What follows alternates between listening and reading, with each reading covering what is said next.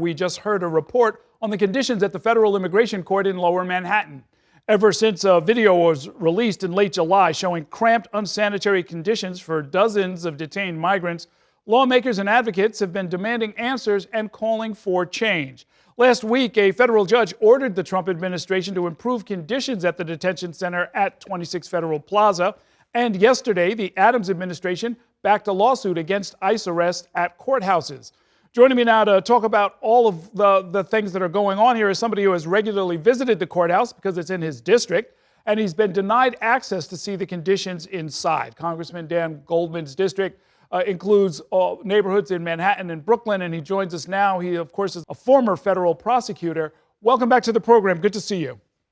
Good to see you too, Errol. So now, Congress passed a law last year giving you and every other member the right to go into these facilities and to look at what's going on there.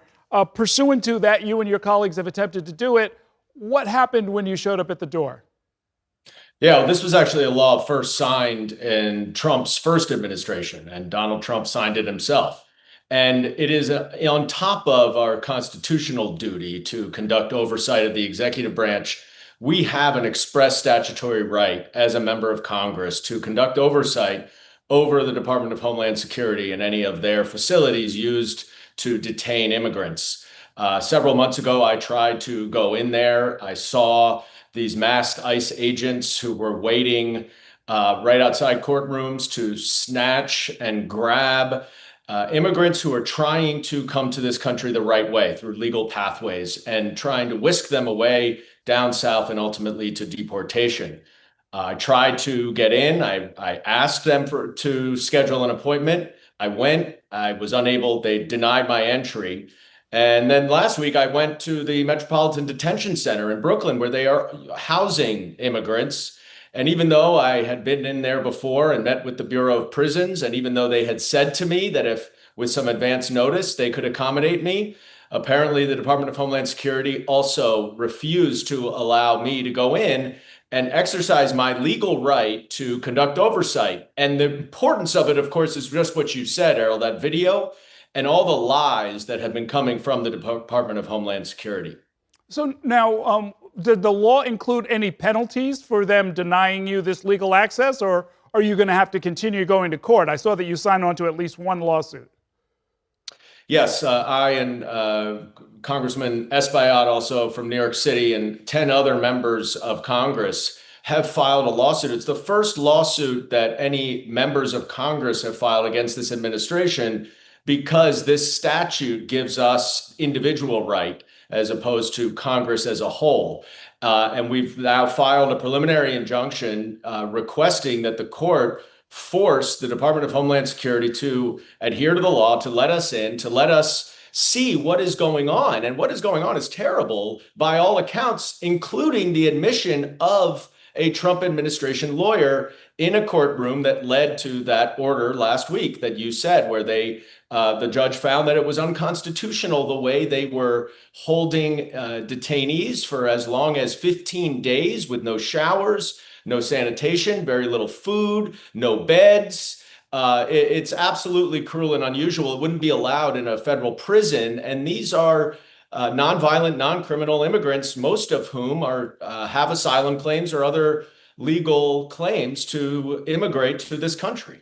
So now, in the end, we want the conditions to be humane if somebody has to be detained. But in the end, that's not the real fight, right? I mean, what you really want is for different conditions to prevail as far as people coming down for a hearing, in some cases a mandatory hearing, and then being snatched out of the hallway by people with masks on. Is there any legislative or other solution or strategy that you're thinking about there? Well, there's basic due process. And if you have an active asylum claim, you are here legally. The president may not like how long asylum takes, and I would be happy to work with him to streamline the asylum process. But that is what the law is. And to arrest, detain, and try to deport people who are here legally is unconstitutional. It's a violation of the law. It's a violation of the Constitution. It's a violation of due process. So part of the problem here is it's not only that they're being whisked away and hidden in these black sites of immigration detention that nobody can get in to review or inspect. But it's also that they're not getting due process so that judges can actually evaluate their legal claims and the administration's claims that they should be deported. And it's just a complete betrayal of the campaign promise of Donald Trump, who said that he was going to go after convicted criminals, the worst of the worst, he said.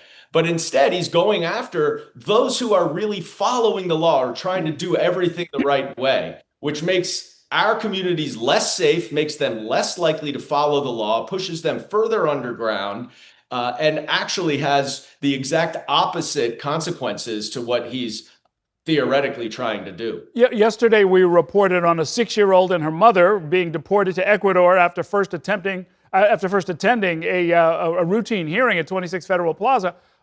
Have we reached the point where you would advise people to maybe avoid going to that courthouse, even if they need to? Well, look, I think that every person needs to consult with a lawyer before going. There are some circumstances when virtual hearings are permitted, and I think that would make sense if you're allowed to do that. I would certainly never advise anyone to not appear in court or violate the law. But it is a lawless administration right now, and immigration lawyers should be consulted by everyone who has an appointment. The issue of people operating under, we assume, is color of law, but yet using masks, not identifying themselves, in some cases putting on jackets that say police, even though they're not police. I keep thinking there's got to be something illegal about that, or some kind of a fix to make it so that we're not just watching people get snatched up by unmarked, put in unmarked vehicles by masked men who never even identify who they are or what law they're operating under. Yes, and this is part of the reason why Congressman Espaillat and I introduced the No Secret Police Act, because it is totally unacceptable in a democracy in America for masked undercover agents to be going around grabbing people, arresting them without identifying themselves. It has led to copycats of others who have dressed up as ICE agents, even though they aren't, and has led to criminal activity as a result of that. But it's more like the secret police you would have seen in the Soviet Union or in Nazi Germany. That's not who we are. And so, yes, there are legal arguments. There are lawsuits that are going through the courts.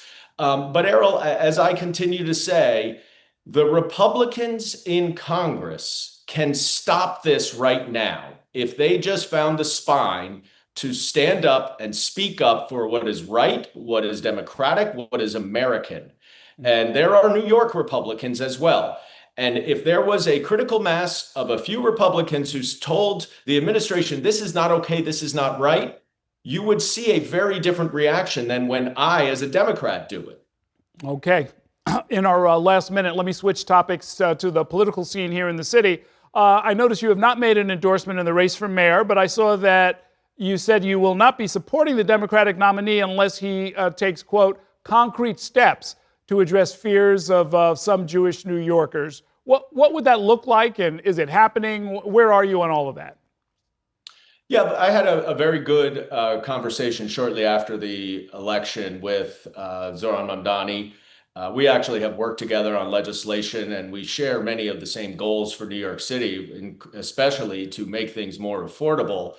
I explained to him then, and it continues to be the case now, that as the mayor of New York City, any mayor of New York City has to have a concrete plan at this time to protect all New Yorkers, all 8.5 million, including 1.3 million Jews. And recently, the FBI hate crime statistics came out. And although overall hate crimes are down, anti-Semitic hate crimes are up, and they make up 70% of all hate crimes. And this is not a hypothetical thing. We've seen murders in the name of anti-Semitism in Washington, D.C., in Boulder, Colorado, an arson against Governor Josh Shapiro. So this is not theoretical. This is real. And there are many Jews in this city who I represent and who I speak to who are understandably and legitimately afraid. And it is the job of the mayor to make sure that he is condemning, that he is has zero tolerance for any anti-Semitic rhetoric, especially any rhetoric that may call for violence. And so I would expect any mayor, including Mr. Mamdani, to release a concrete plan for how they will address the surge in anti-Semitism that has existed now for almost 2 years in this city. Okay, we got 75 days until the election. We'll see what develops on the campaign trail. Thanks so much for spending some time with us, Congressman. Thank you, Errol.